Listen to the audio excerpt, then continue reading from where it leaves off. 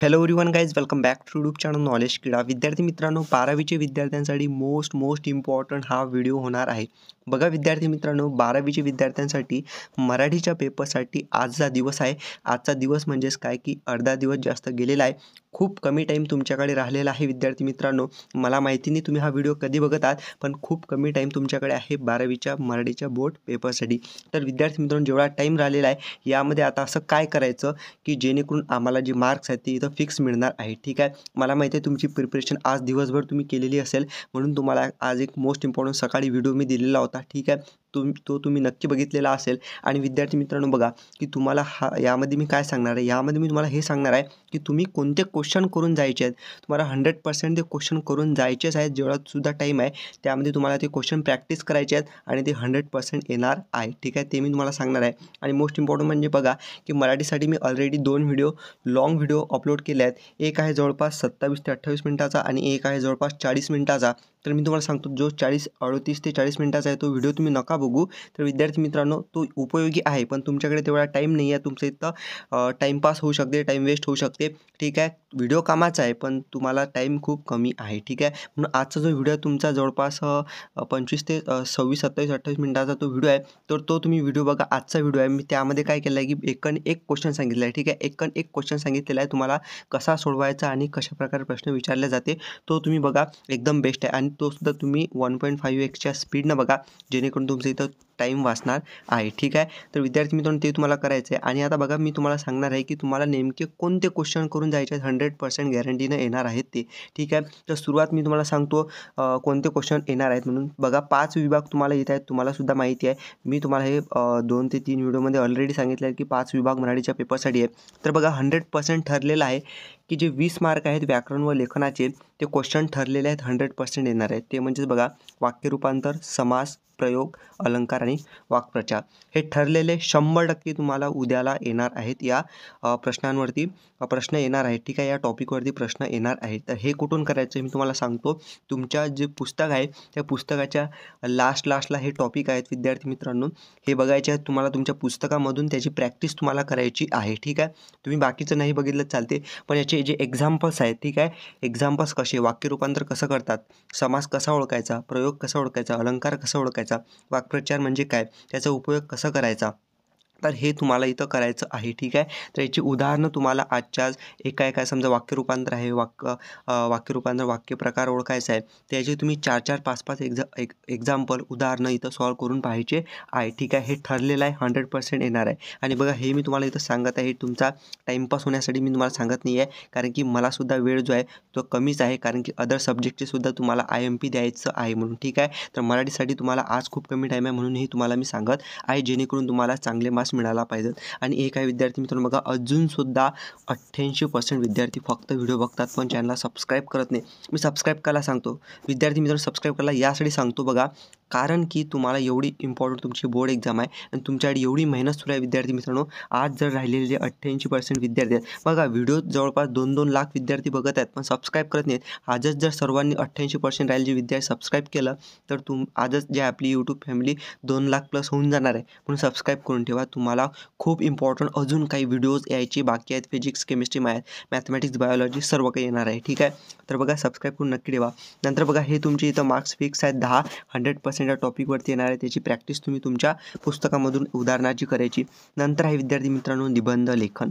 निबंध लेखन म्हणजे काय बघा, यावरती मी डायरेक्टली वेबसाईटवरती तुम्हाला नेतो. वेबसाईटवरती निबंध लेखनाबाबत संपूर्ण मी सांगितलेलं आहे. बघा निबंधाचे प्रकार, निबंधाचे तुम्हाला टोटल इथं प्रकार किती आहेत ते सांगितलेलं आहे. त्याची उदाहरणंसुद्धा दिलेले आहेत, ते तुम्ही इथं सोडवू शकता विद्यार्थी मित्रांनो. बघा निबंधाचे तुम्हाला एकूण काय असे 5 प्रकार आहेत. ठीक आहे, वर्णनात्मक निबंध, व्यक्तिचित्रणात्मक निबंध, आत्मवृत्तात्मक निबंध, कल्पनाप्रधान निबंध आणि वैचारिक निबंध. ठीक आहे, आणि विद्यार्थी मित्रांनो कोणत्या निबंधाला काय म्हणतात ते इथं दिलेलं आहे, तुम्ही हे वाचू शकता.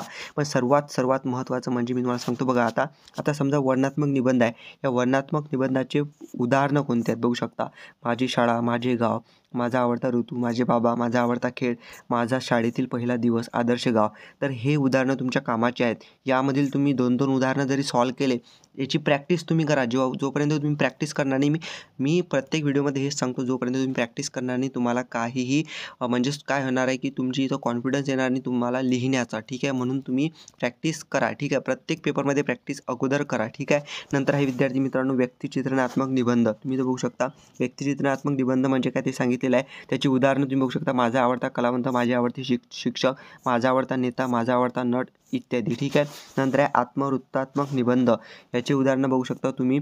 झाडाची आत्मकथा, मी नदी बोलत आहे. सैनिकाची आत्मकथा, मी मोबाईल बोलत आहे. दगडाची आत्मकथा. ओके, नंतर बघू शकता कल्पनाप्रधान निबंध.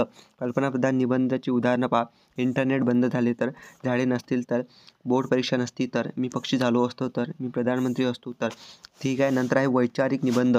वैचारिक निबंध बघू शकता विद्यार्थी मित्रांनो. उदाहरण त्याचे मोबाईल शापकी वरदान, इंटरनेट शापकी वरदान, तंत्रज्ञान शापकी वरदान, कोरोना शापकी वरदान, भ्रष्टाचार एक भीषण समस्या, वेळेचे महत्त्व. आणि मी तुम्हाला सांगितलेलं आहे की वैचारिक निबंध हा सर्वात इझी वाटतो. इझी का वाटतो? कारण की हा वैचारिक आहे, म्हणजेच स्वतःचे विचार त्यामध्ये मांडावा लागतात. आणि मला माहिती आहे जर तुम्ही वैचारिक निबंध लिहायला गेले त्यामध्ये जास्त विचार करण्याची गरज नाही आहे. जे सुद्धा तुम्हाला विचार वाटतात. आता तंत्रज्ञान शापकी वरदान, तुमचं जे मत आहे, तुम्हाला जे समजते, तुम्हाला जे ज्यातलं ज्ञान आहे ते तुम्ही इथं लिहू शकता. तंत्रज्ञान शाप आहे की वरदान आहे, तुमचे जे मत असेल ते लिहा. फक्त 10 मार्क्ससाठी हा निबंध आहे. 2 पेजेस निबंध लिहा. 10 पैकी तुम्हाला कमीत कमी 6 ते 8 मार्क्स तुमचे मिळणारच आहेत. आणि चांगला लिहिला तर आउट ऑफ मार्क्ससुद्धा तुमचे इथं कन्फर्म आहेत. 9 तरी मार्क्स तुम्हाला इथं मिळू शकतात. ठीक आहे, तर विद्यार्थी मित्रांनो हे झाले टोटल 5 प्रकार निबंधाचे. ठीक आहे, तर मी तुम्हाला बघू शकता आता टोटल 100% जे फिक्स क्वेश्चन्स आहेत जे की बोर्डाला येणार आहेत ते मी तुम्हाला सांगितले आहे. टोटल 20 मार्कासाठी. ठीक आहे, आणि हा एकाच विभागामधला आहे टोटल 20 मार्कासाठी. आता पुढचे मी तुम्हाला सांगतो की 100% कोणते क्वेश्चन येणार आहे. ठीक आहे, नंतरचं तुम्हाला मी सांगतो बघा. नंतरचा आहे इम्पॉर्टंट म्हणजेच की पद्य, म्हणजेच की कवितेचा विभाग. तर विद्यार्थी मित्रांनो कवितेच्या विभागामध्ये हे किती 16 मार्क आहे. ठीक आहे, आता 16 मार्क मी तुम्हाला डायरेक्टली सांगतो कशा प्रकारे तुम्हाला मिळणार आहेत. तुम्हाला इथं टोटल किती प्रश्न येतील? पद्यामध्ये 3 प्रश्न येतात, अ, आ आणि ई. आणि या तिन्ही प्रश्नामध्ये 3 कविता येतील. ठीक आहे, 3 कविता येतील आणि ह्या तिन्ही कविता तुमच्या पुस्तकामधून येतील. जसा पॅरेग्राफ तुमचा एक बाहेरचा येतो, पुस्तकाच्या बाहेरचा येतो, तसा इथं नाही होणार. तसं तिन्ही कविता तुमच्या पुस्तकामधूनच येणार आहेत. ठीक आहे, आणि बघा सर्वात महत्त्वाचं म्हणजे या कवितेचा तुम्हाला फायदा काय, यामध्ये तुम्ही मार्क घेऊ शकता. कशी घेऊ शकता बघा. पहिली जे तुम्हाला येणार आहे कविता, त्यामध्ये तुम्हाला कवितेमधून उत्तर शोधून लिहायचं, ते ठीक आहे, त्यामध्ये कोणताही प्रॉब्लेम नसणार. पण सर्वात महत्त्वाचं म्हणजे बघा की दुसरा प्रश्न आणि तिसरा प्रश्न. दुसऱ्या प्रश्नात काय आहे की जो कविता येणार त्याच्या ओळीचा अर्थ तुम्हाला लिहायचा आहे. ठीक आहे, त्यानंतर तिसरा प्रश्न ईमध्ये तुम्हाला 2 ऑप्शन दिले जातील. म्हणजे इथं बघू शकता काव्य सौंदर्य कवितेचं लिहावं लागेल किंवा रसग्रहण तुम्हाला त्या कवितेचं लिहावं लागणार आहे. आणि रसग्रहण म्हणजे काय, काव्य सौंदर्य म्हणजे काय, तर मी आजचा जो व्हिडिओ अपलोड केला आहे 26 ते 27 मिनिटाचा तो व्हिडिओ आहे, त्यामध्ये सांगितलेला आहे डिटेलमध्ये. ठीक आहे, तो तुम्ही बघितला नसेल तो तुम्ही बघून घ्यायचा, त्यामध्ये मी सांगितलेलं आहे. ठीक आहे, म्हणून आता तुम्हाला काय करायचं, जे सुद्धा कविता आहेत तुम्हाला टोटल किती 6 कविता आहेत ना, तर त्यामधल्या तुम्ही 6च्या 6 कविता इथं करून घ्यायच्या आहेत. ठीक आहे, आणि विद्यार्थी मित्रांनो एक ट्रिकसुद्धा सांगतो या कवितेमध्ये तुम्हाला बघा की 6 कविता तुम्हाला करायच्या आहेत ना, तर 6 कविता म्हणजे काय करायचं नेमकं त्याचं, तर जे 6 कविता आहेत तर प्रत्येक कवितेचं काय तुम्हाला काय करायचं, तुमच्या समोर घ्यायची एक ब्लँक नोटबुक घ्यायचं आणि नोटबुकमध्ये काय करायचं की प्रत्येक कवितेचा तुम्ही अर्थ लिहून पाहायचा. अगोदर त्याचं पूर्ण ॲन्सर पाहायचं म्हणजे अर्थ पाहायचा, अर्थ लिहून पाहायचा, नंतर त्या कवितेचं रसग्रहण लिहून पाहायचं, नंतर त्या कवितेचं काव्य सौंदर्य लिहून पाहायचं. अशी तुम्हाला त्याचं 3 म्हणजे आता बघू शकता अर्थ लिहिणे आणि त्याचं काव्य सौंदर्य लिहिणे जवळपास थोडं सेमच इथं आहे, त्यामध्ये कोणतेही जास्त डिफरन्स इथं येऊ शकत नाही. ठीक आहे, म्हणून अशा प्रकारे तुम्हाला 6च्या 6 कवितेचा आहे करायचं आहे. आणि 3 कविता फिक्स आहे विद्यार्थी मित्रांनो, 3 कवितेपैकी 3 तुम्हाला कविता येणारच आहेत, म्हणून हे तुम्हाला प्रॅक्टिस करणे इम्पॉर्टंट आहे. ठीक आहे, आणि ट्रिक कोणती आहे आता बघा. ट्रिक अशी आहे की विद्यार्थी मित्रांनो जे तुम्हाला 2022च्या बोर्डसाठी, ठीक आहे, 2022च्या बोर्डसाठी जे तुम्हाला इथं कविता आल्या होत्या, ठीक आहे, ज्या तुम्हाला 3 कविता आल्या होत्या, त्या 3 कवितेपैकी राहिलेल्या बाकीच्या 3 कविता आहेत, म्हणजे मागच्या वर्षी ज्या बोर्डाला 3 कविता आल्या त्या सोडून बाकीच्या ज्या 3 कविता आहेत त्या तुम्ही अगोदर करा. त्याचं तुम्ही रसग्रहण, काव्यसौंदर्य, अर्थ अगोदर प्रॅक्टिस करून पहा. नंतर तुम्ही ज्या मागच्या वर्षी आल्या होत्या त्या तुम्ही सॉल्व करून पहा. म्हणजे जास्त चान्सेस हे राहतील की जे मागच्या वर्षी आले होते तेच रिपीट नाही होणार, तर इतर रिपीट होणार. हे एक ट्रिक आहे तुम्हाला कवितेमध्ये मार्क्स घेण्यासाठी.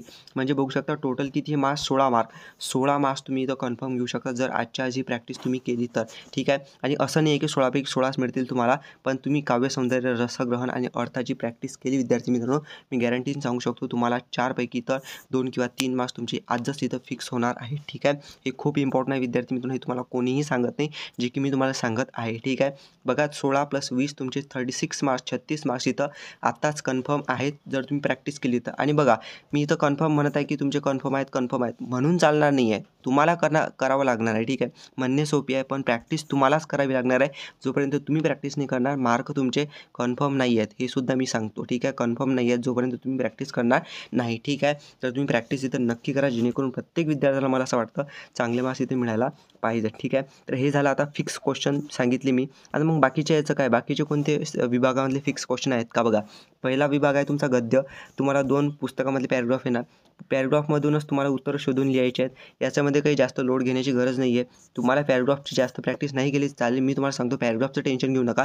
तुम्हाला जे बोर्डामध्ये पॅराग्राफमधून शोधूनच उत्तर लिहायचे आहेत. ठीक आहे. फक्त तुम्ही कवितेचं मी जे तुम्हाला सांगितलं आहे ते 100% करा आणि उद्याला येऊन मला सांगता की खरंच दादा हे उपयोगी होतं. मी 100% सांगू शकतो तुम्हाला हे असं तुम्ही कॉमेंट नक्की करणार आहात. ठीक आहे. नंतर तिसरासुद्धा पॅराग्राफ तुम्हाला अपठित म्हणजे तुमच्या पुस्तकामधून नाही येणार. याचं तुम्ही टेन्शन नाही घ्यायचं. तिथं जो आहे तिथं लिहायचं आहे आणि स्वमत अभिव्यक्ती सर्व काही मागच्या व्हिडिओमध्ये सांगितलेलं आहे म्हणून पुन्हा मी तुम्हाला सांगून टाईमपास तुमचा करणार नाही आहे. ठीक आहे. नंतर पद्य झालं, गद्य झालं. नंतर इथं साहित्य प्रकार आणि कथा आहे. याचंसुद्धा सेम तुम्हाला इथं पॅराग्राफ येणार आहे साहित्य प्रकाराचा. नंतर हे साहित्य प्रकारावरती तुम्हाला इथं 2 प्रश्न येणार आहेत. याचं फिक्स कसं विद्यार्थी मित्रांनो याचं फिक्स नसणार आहे कारण की एक साहित्य प्रकार कथा खूप मोठे आहे.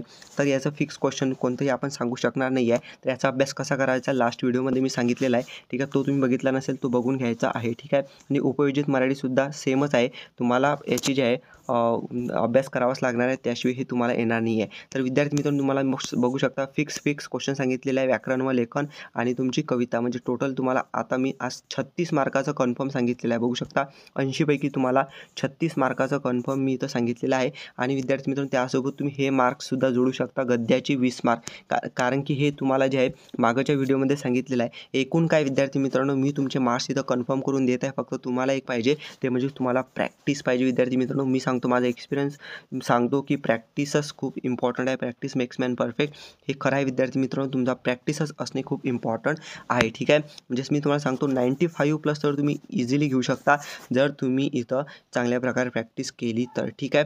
तर विद्यार्थी मित्रांनो उद्याचा पेपर एकदम चांगला द्या आणि नंतर उद्याला तुम्हाला फिजिक्सचा व्हिडिओ मिळणार आहे. बाकीच्या सब्जेक्टचा सुद्धा व्हिडिओ मिळणार आहे. त्यासाठी चॅनल सबस्क्राईब करून ठेवा. बेल नोटिफिकेशन ऑलवरती सेट करा. Thank you for watching the video. ठीक आहे. थँक्यू.